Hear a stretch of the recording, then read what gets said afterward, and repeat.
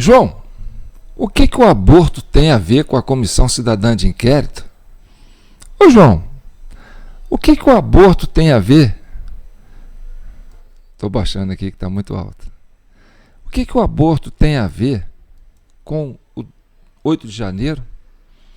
O que o aborto tem a ver com o 30 de outubro? Por que você está trazendo essa pauta tão polêmica para a Comissão Cidadã de Inquérito? Então tá. Eu tenho um recorte aqui que vocês vão gostar, certo? Porque aqui a gente não faz nada sem trazer alguma ilustração que enriquece o debate. Por que eu estou trazendo a questão do aborto para a Comissão Cidadã de Inquérito? Porque a gente está discutindo a pacificação do Brasil, a pacificação da sociedade brasileira, que parte a partir dos fenômenos do dia 30 de outubro do ano passado e do dia 12 de janeiro, quer dizer, do dia 8 de janeiro deste ano. Tá, mas aonde você quer chegar, João? Bem, eu quero chegar ao seguinte, presta bem atenção no que eu vou dizer, tá certo? Por que é importante a CCI debruçar sobre esse tema?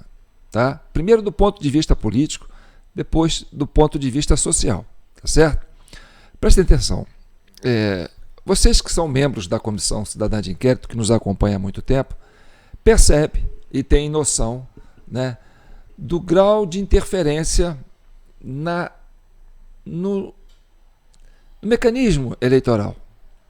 Vocês já sabem, né, segundo a palavra do próprio ministro Gilmar Mendes, o que é o mesário pianista, né, e qual que é o dano que o mesário pianista causa à sociedade brasileira num todo.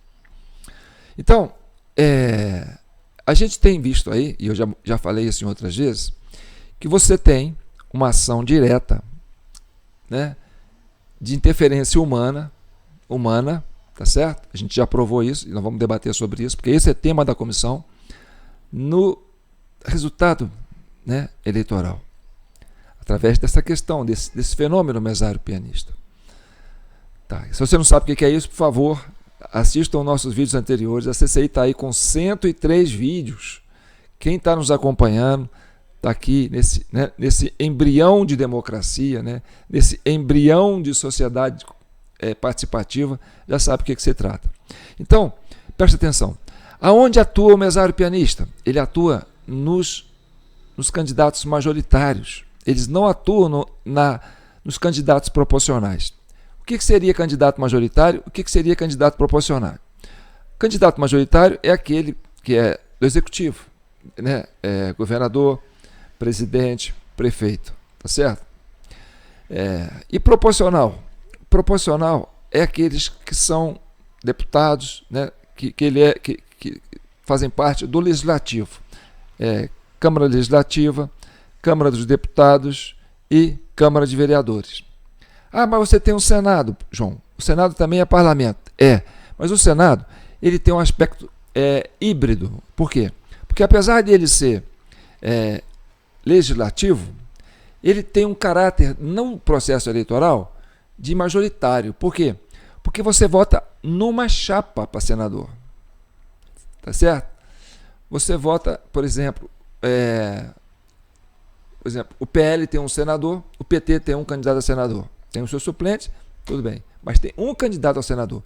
Então, é como se você estivesse votando em um candidato só, assim como você vota para governador, para presidente e para prefeito, tá certo? Então tá. Então, dentro do aspecto do mesário pianista, que tem essa possibilidade de votar para quem ele quiser, porque ele tem a digital dele, o poder da digital dele de interferir na urna eletrônica, e aí se ele tiver malicioso, né, com maldade, ele pode votar várias vezes num candidato só. Por que proporcional é complicado? Porque, por exemplo, cada partido lança aí dezenas de candidatos a deputados. Então você tem, por exemplo, uma coligação de 12 partidos, aí você vê o tanto de candidatos que sai para deputado. Para o mesário falar, qual que eu vou escolher para votar? É complicado, porque eles estão correndo entre si, e aí, por mais que ele se envolva, acontece, mas por mais que ele se envolva, a interferência ainda é pequena, dentro do contexto distribuindo a nível, né, da localidade, da região do curral eleitoral em si. Então, o que acontece? Quando você vota no Senado, você vota para uma chapa. Não é igual você tem aquela quantidade de deputados, de candidatos, não. Então fica fácil, se alguém tiver má fé, algum mesário com má fé, escolher um senador e votar várias vezes nele. Tá certo? Ou seja, você faz maioria no Senado. Mas na Câmara é mais difícil. Então a sociedade brasileira como um todo, vamos dizer, uma campanha para presidente. Aí o candidato A apresenta um projeto de governo, o candidato B apresenta o outro projeto de governo. A maioria da sociedade entende que o candidato A tem a melhor proposta, entendeu? E a outro candidato B, vamos supor, ele não tem a melhor proposta, que vai abranger a maioria da população. Mas vamos supor que ele tenha acesso ao mesário pianista. Então, esse mesário pianista vai inflar, né, a votação do candidato majoritário a presidente e ao Senado, porque ali ele tem a capacidade de exercer, né, essa manha, né, da prerrogativa de usar a sua digital para votar. Então, você consegue entender por que o Senado acaba ficando, né, um campo mais resistente ao que a sociedade busca. Já na Câmara dos Deputados, você tem uma identidade maior com a sociedade. Por quê? Porque a sociedade votou naquele projeto que ela acha que é melhor. Então a maioria da população votou naquele projeto. Então, vamos supor, o tema aborto vai ser discutido no Congresso, tá certo? Na Câmara dos Deputados, você tem lá, né, a maioria que entende, olha, eu fui buscar voto, a população me colocou aqui para defender essa pauta, que é não ao aborto, né, espontâneo. E aí, essa pauta é defendida por uma ampla maioria dentro da Câmara dos Deputados. Já no Senado, talvez, pelo projeto que não era predominante na sociedade, mas que tem o aval de uma suposta digital de mesário que pode fazer uma diferença, você elege uma minoria ou uma maioria, entendeu? Que vai contra os interesses da maioria da sociedade. Então, quando o assunto aborto chega no Congresso, o que acontece? A maioria entende que, olha, o aborto espontâneo não pode ser levado como uma coisa natural, né? Então, isso não é projeto da maioria da população brasileira. Então, na hora de votar, o que vai acontecer? Vai prevalecer a vontade da maioria.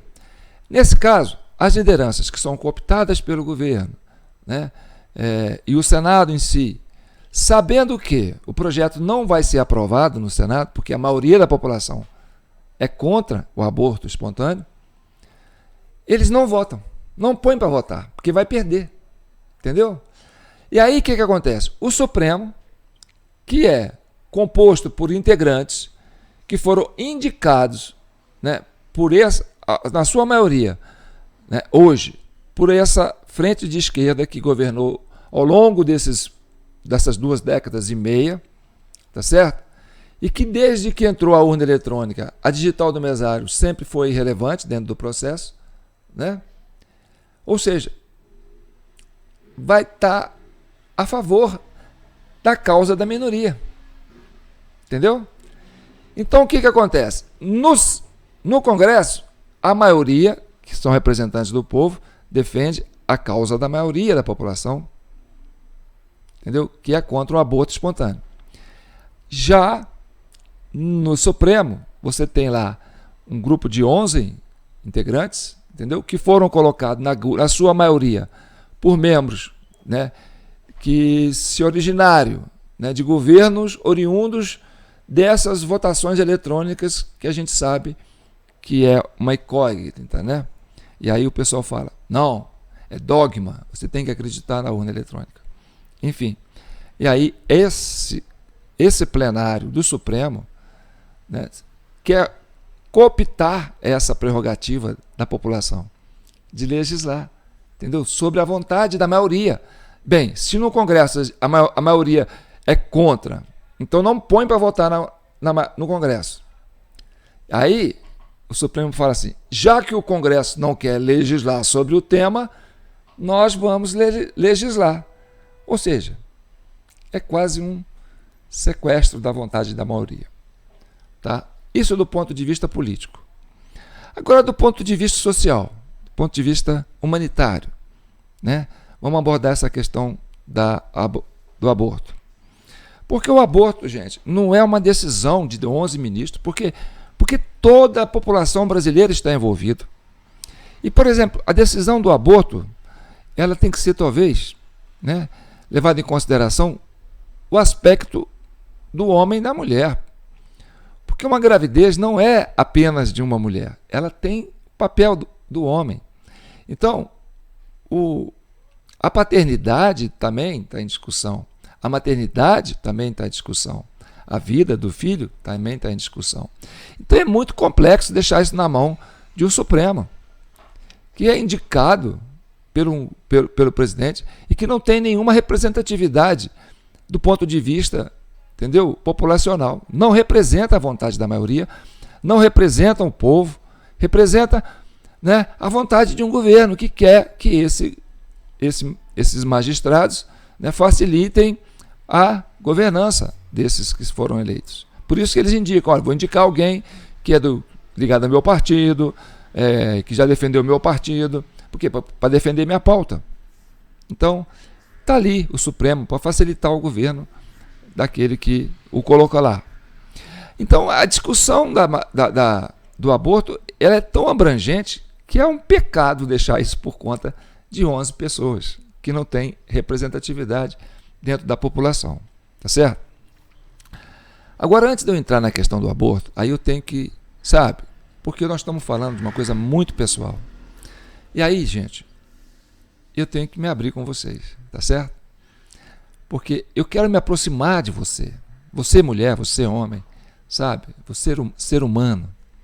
Todo mundo já foi jovem. E vou contar uma passagem minha, uma intimidade minha, até porque é um tema delicado, e aí a gente tem que ser humano para falar sobre isso. Eu era jovem, tinha uma linda namorada, a gente namorou muitos anos, né? E nós nos descobrimos na intimidade, né? Foi a primeira experiência completa, né, que eu tive como homem, como uma mulher, e talvez, e provavelmente também, com certeza, eu fui a primeira experiência completa de homem com ela. Então, aconteceu uma vez que o preservativo não funcionou. Olha só, estou me abrindo com vocês, hein? E aí, eu era jovem, não estava preparado para um momento assim, tão impactante que seria ser pai naquela hora. Acredito, eu fui procurar o meu médico para conversar. Jovem, preocupado, né? Cheguei, doutor. Paguei uma consulta para isso. Doutor, era um médico de confiança que já fez cirurgia comigo. Hoje ele está morto, ele não, quer dizer, que Deus o tenha. Né? Eu falei assim, olha, eu estou muito preocupado. Por quê? Ele, por quê? Porque eu tive uma relação e o preservativo não funcionou. E eu estou achando que pode correr o risco de uma gravidez. Pô, eu fui procurar um médico para falar isso, gente. Olha só, um jovem, né? Menino, rapaz, ingênuo. Ele falou assim, você gosta dela? Eu falei, gosto, a gente é namorada há muito tempo. Então qual é o problema? Sabe? Aí eu saí dali, é isso que eu me lembro. Eu saí dali. E aí fiquei com aquela angústia. E agora? Ela vai engravidar ou não? Né? Então nós esperamos o momento, né, crítico, e veio a menstruação, ela não engravidou. Então da angústia passou para um alívio. Então aí, me desabafei com vocês. Mas com a evolução, a gente vai crescendo, vai amadurecendo. Não estou com aquela companheira que eu estava na época, né? E já com uma idade madura, né, nós engravidamos, eu num outro relacionamento. E a hora que eu peguei o resultado, que ela me apresentou o resultado, nós fizemos o teste juntos, sabe? Mudou minha vida. eu virei outra pessoa. Então, foi um presente que Deus me deu, ser pai. E um presente dessa pessoa que me deu essa oportunidade de ser pai. E eu sou eternamente grato a essa pessoa. Se tem um altar de Nossa Senhora, abaixo de Nossa Senhora, eu tenho essa pessoa, porque ela é a mãe dos meus filhos. Aí você pergunta, vocês estão juntos? Assim, na intimidade não. Até tivemos 2 filhos. Não estamos juntos na intimidade. Mas nós estamos eternamente ligados a esse amor filial, a esse amor materno, esse amor paterno, que mudou nossas vidas. Então, ser pai, ser mãe, é um presente que a humanidade, da natureza, né, que não tem preço, não tem coisa que pague ser pai, ser mãe. Então, a decisão de um aborto passa muito além, sabe, de uma questão social, de uma questão financeira, sabe? Então, agora vamos ao trecho, e aí vocês vão entender, né, um pouco do que eu quero raciocinar. Aí eu trouxe uma opinião de um homem e de uma mulher, né? Do deputado, né, o André Fernandes, que abordou esse tema de forma nervosa, né?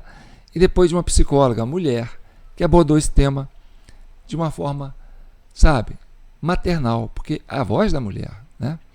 Então, antes de eu tocar nesse assunto do aborto, eu estou sabendo que eu estou citando algo do mais íntimo, do interior mais íntimo da mulher, porque é o útero da mulher que está em questão, é a fonte da vida, é o sopro do universo.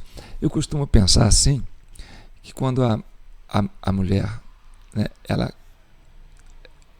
tem a concepção, que o esperma entra em contato, né, com o óvulo e ali fecunda, a fecundação em si, o momento da fecundação, que é uma descarga elétrica muito grande, né, eu associo a isso ao Big Bang, né? A origem do universo, a explosão que criou o universo. Então, toda vez que há uma concepção, né, no útero, que o esperma, isso qualquer ser vivo, né, a hora que há a fecundação e que há essa explosão, né, de energia, que é a fonte da vida se chegando, é o Big Bang, né? É o universo se manifestando. Porque eu tenho uma frase muito peculiar no meu perfil, que fala assim, você, né, nós somos indivíduos. Indivíduo significa indivisível, né? Ser humano, indivisível. Mas a gente é parte, por quê? Porque você precisa de uma mulher para fazer uma outra vida. Então, a gente é parte desse imenso universo. E aí, a gente vai mais longe. A gente é o próprio universo se manifestando nas suas várias particularidades. Então é muito lindo pensar que tudo é uma coisa só. Entendeu? Nós somos um. Nunca morremos. Nunca nascemos. Sempre estivemos aqui. Nós somos parte do universo. Nós somos o próprio universo se manifestando nas suas várias particularidades. Então vamos ao tema aqui. Eu já estou filosofando demais, já estou enchendo meu... João, você está... que você andou fumando hoje?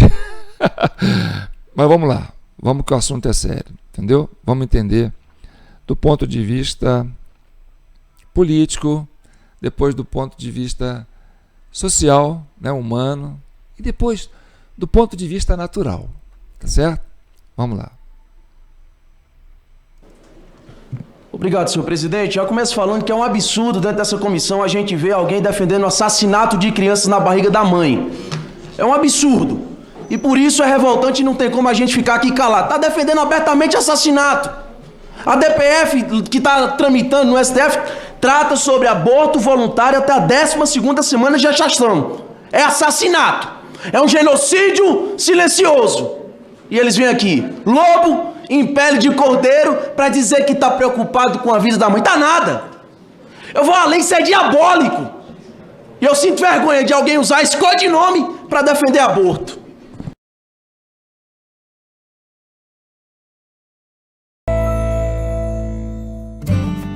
Muito bem, Vida e Saúde já está de volta. Tenho aqui comigo a psicóloga Rebeca Stina.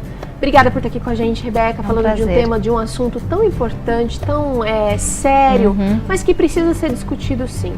Nós estamos falando aqui do impacto do aborto na saúde da mulher, na saúde mental da mulher. Isso mesmo. Rebeca, eu tenho um dado aqui bastante interessante que diz assim, olha, 42% das mulheres que abortaram fizeram entre 12 e 19 anos e 81% delas já têm filhos e a maioria delas é de baixa renda.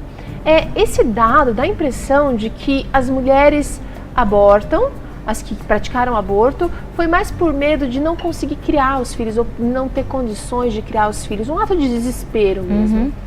Essa é uma realidade que é bastante alarmante, bastante preocupante. Eu concordo com você, porque às vezes as pessoas que elas optam pelo aborto, o que elas estão optando? Por algo que vai trazer um alívio. Por uma solução imediata. Uma solução prática, rápida, de um desespero. E uma coisa que a gente não fala muito, eu queria abordar hoje, porque eu fiquei grávida e eu fui pesquisar um pouco mais sobre a gravidez. E eu descobri, a gente já sabe muito da depressão pós-parto. A gente não sabe muito da depressão pré-parto. Ela acontece. E eu fico me perguntando... Eu vou ser bem sincera pra você, eu nunca ouvi falar desse termo. E é muito interessante porque é uma coisa muito nova. E não existem estudos que correlacionam depressão pré-parto e aborto, mas eu acho que seria muito interessante uma pesquisa sobre isso. Claro, pode ser sociológica, econômica. E aí a pessoa fala, bom, eu não tenho condição de criar essa criança. Qual que é a opção que ela pensa? No aborto. E aí ela pensa, eu vou ter esse alívio. Esse alívio acontece? Acontece a curtíssimo prazo. Porque logo depois... você começa a sentir coisas muito negativas, é sobre isso que a gente vai falar. A pessoa que aborta, ela tem altas tendências de ter sentimentos depressivos, culpa. Ela tem altos indícios de começar a usar drogas ou aumentar o uso de drogas, como drogas ilícitas, álcool, cigarro, coisas que vão aliviar. Por quê? Porque ela está numa angústia. Angústia. E aí, quando entra a questão do debate do aborto espontâneo, tá certo? Dentro de uma questão sociológica, eu digo para vocês o seguinte: quem defende o aborto espontâneo não está pensando no filho que está sendo privado de nascer e também não está pensando, de uma certa forma, na mãe, porque não vai resolver o problema da mãe, certo? Porque isso que essa mulher, essa psicóloga falou, é um fato, é uma estatística real. As mulheres que abortam espontaneamente ficam com sequelas gravíssimas. Ou seja, você sai de um problema e entra no outro. Então, é enganoso, sabe? Pensar que nós estamos pensando na mulher quando a gente quer favorecer o aborto natural. Porque não resolve o aborto natural, resolve espontaneamente, naquele momento. Entendeu? Então, eu, como homem, eu sou suspeito para tecer um comentário desse tipo. Mas olha, se eu tivesse uma decisão conjunta com uma companheira de decidir pelo aborto, certo? Eu ia ficar com sequelas pro resto da vida. Eu ia ficar com muita depressão, sabe? Porque o sentimento de pai que eu ganhei não tem coisa no mundo que pague. Não tem. Mas isso custa para você, João. Pô, pai e filho gasta dinheiro, você fica com os cabelos brancos. É problema pra caramba. É.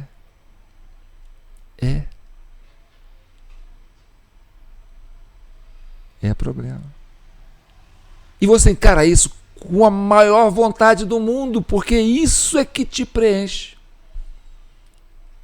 E é isso que faz nascer a questão do amor filial. E aí, agora vamos para esse lado sensível, né, humanitário. Eu esqueci o nome desse rapaz, é até um pecado, porque ele falou de forma tão brilhante. E agora eu quero trazer isso, tá? A questão do sentimento, né? Por que é importante entender essa questão de forma humanitária? Vamos lá? Aí eu vou ter que aumentar o áudio aqui um pouquinho, porque ele falou muito, o áudio dele está muito baixo.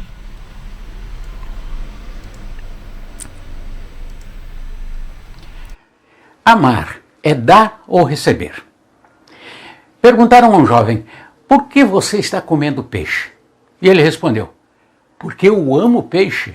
Ah, você ama peixe? Então foi por isso que você tirou ele da água, matou e o cozinhou? Bom, então não me diga que você ama o peixe. Você ama você mesmo. E o peixe você ama porque você gosta de saboreá-lo, então você tira ele da água, mata e cozinha. Muito do que é chamado de amor, na verdade, é o mesmo que o amor ao peixe. Um casal de jovens se apaixona. Um homem e uma mulher se apaixonam. O que isso significa?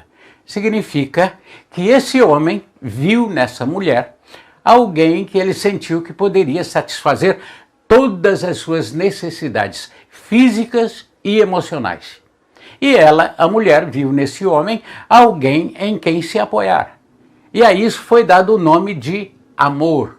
Mas, na verdade, cada um buscava suas próprias necessidades. E isso não é o amor de um pelo outro. O que acontece aí é que o outro se torna um instrumento para a sua própria satisfação. Muito do que se chama amor é exatamente igual ao amor ao peixe. É um amor externo, não é um amor que vem de dentro, porque o amor não está no que eu vou receber. O amor está no que eu vou doar. As pessoas cometem um grave erro pensando que se doa para aqueles a quem ama. Mas não é bem assim. O correto é, você ama aqueles a quem você se doa. Ou seja, se eu doei algo a você, isso significa que eu investi eu mesmo em você. E uma vez que o amor próprio é uma verdade, todo mundo ama a si mesmo, isso quer dizer que eu transferi parte de mim para você. Ou seja, agora há uma parte de mim em você e eu amo. Conclusão. O amor verdadeiro é o amor de se doar e não o amor de receber.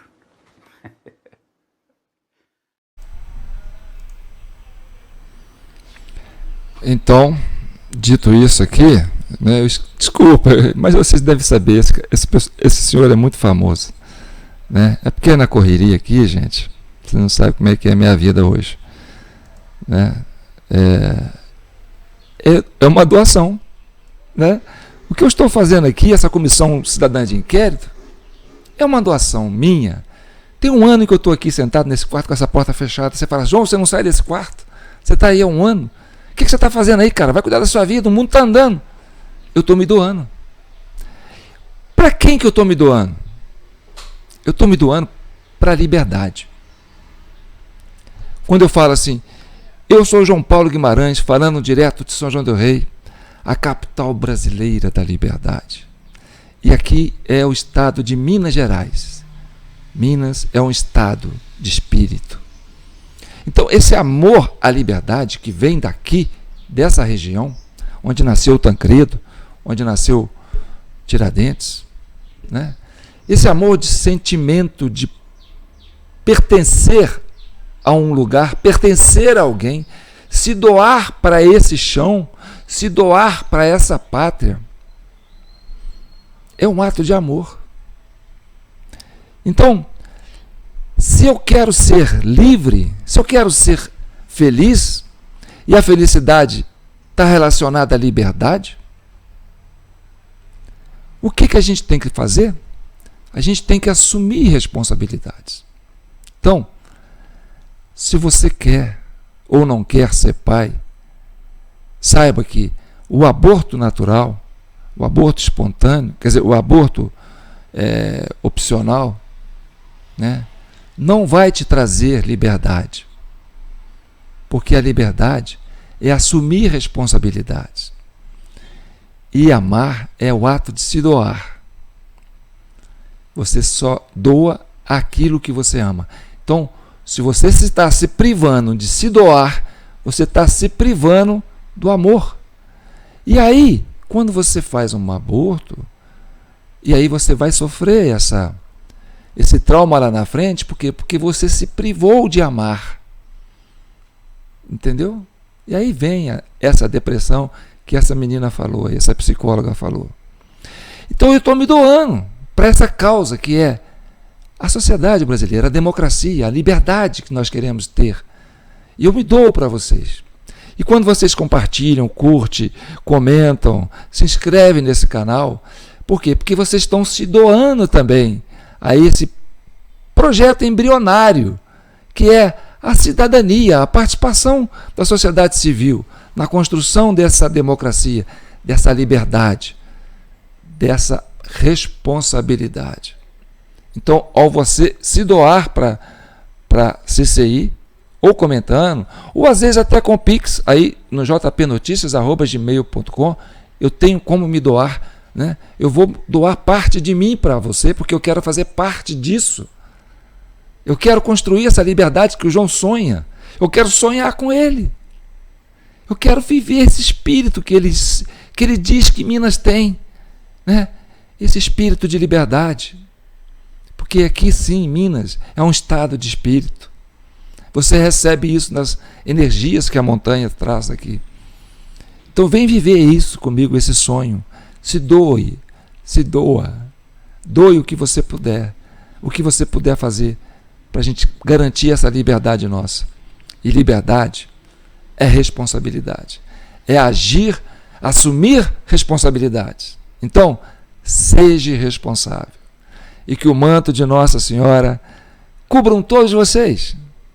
Todas as famílias desse Brasil, todos os casais que passam por esse drama, você que já passou, você que acha que está passando, mas saibam que liberdade é assumir responsabilidade. Então, seja responsável. Fiquem com Deus.